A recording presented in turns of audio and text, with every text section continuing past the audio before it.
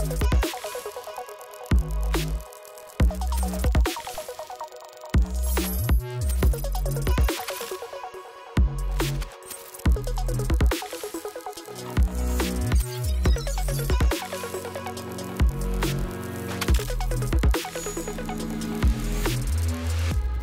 Pendleton, MedTech Voice, here with Dr. Hani Malone for 5 good minutes. Thanks for joining. Thanks for sitting down with us. Welcome to the show. Thanks, Jay. Good to see you. Good to see you, brother. It's always fun at these conferences. We always seem, I find you, or we run into each other. I run into your brother, right? What do you hope to gain when you come? This is a commitment out of your family time, which I know is important to you. Yeah. Out of your practice. What do you hope to gain from being away? Well, I think it's important not to get stale, and particularly in spine surgery and neurosurgery, we've got a long way to go. I mean, we do pretty well at some things, but there are a lot of things we don't do great at, and spine surgery is no exception. So you have to try to evolve, you have to try to learn new things so that we can do better. Because right now we're doing okay, but there are a lot of things that we're not great at, and meetings like this help with that. Your talk today is exciting for me because it's one of the first times I've heard a physician reaching out to his peers and saying, hey, it's up to us. Whenever I come to these meetings, the thing that I find most compelling is when I feel like somebody's like a truth sayer and they're kind of just getting right to the meat of the topic or saying things that often go unsaid. And so in this context, it's about spinal robotics, which I'm not against. You know, I think they have certain value, but I also think that their evolution has been stunted by non-clinical factors, financial factors, industry factors.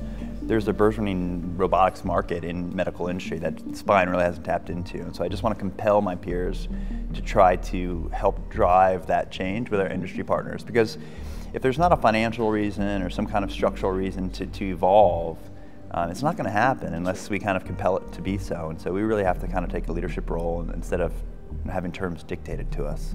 Let's talk about the San Diego Spine Foundation. It's funny, when you look for a job, it's hard to, I think, really get your arms around what's going to be a benefit, what's going to be something that's negative, because you just don't know, you know, and there's terrible statistics about new surgeons finding jobs and then changing jobs within 2 years. It's always over 50%. Now I think it's quite a bit over 50%. So more than half of folks will leave their job, and this is my first job at San Diego Spine Foundation. It'll be my last job unless something weird happens. I have no plans of ever going anywhere. It's amazing. And a big part of that is San Diego Spine Foundation, and that is like a really settling feeling. I think, you know, when you're in training, you're always looking for the next thing and trying to get a new fellowship or you know, a new residency position or whatever, and then you finally just find your place and you find your position and you can just settle into it, and that's really powerful because you can just focus on taking care of what's most important, which is your patients, right? Yeah. And the thing about the San Diego Spine Foundation is it is a group, I mean, essentially it's people, right? Any organization is people. And it started with Baruzak Barnia, who's, you know, one of the grandfathers of spine surgery, and more than what he's accomplished clinically, academically, is just a gentleman, you know, and to have that type of spirit, whatever, behind a group, it really sets the tempo for how we should treat each other, how we should behave, how we should approach our jobs, our patients, and that sort of gentleman's touch is really, I think, a cool thing for me to see, to have as sort of a role model. And it keeps us all on the same page. So our mission is basically education, you know, we have fellows, outreach, and Greg Mundis does a lot of that with his mission trips, and then research. And so all of those are super important.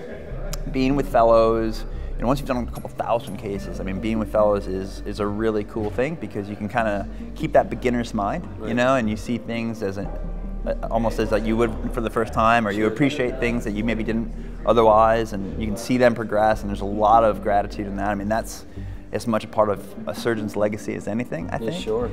And then the research part is cool because I think if you're in a silo and you don't have colleagues that you're really kind of in step with and who you respect, it's easy to kind of just continue to do the same things over and over again. And you find good people who've got the same mission as you can go far. Andy, thanks so much for sitting down. Oh, it's my pleasure. I know you got a lot going on today. It's my pleasure, It means brother. a lot. And if people are going to come find you, where would you point them? Where can they find more information about Dr. Hani Malone? I'll be in San Diego for another 25 years. Just go to San Diego. And I think I'm the only Hani Malone, so you can just Google me. I love that. I love that. Thanks again. All right, Have a good show.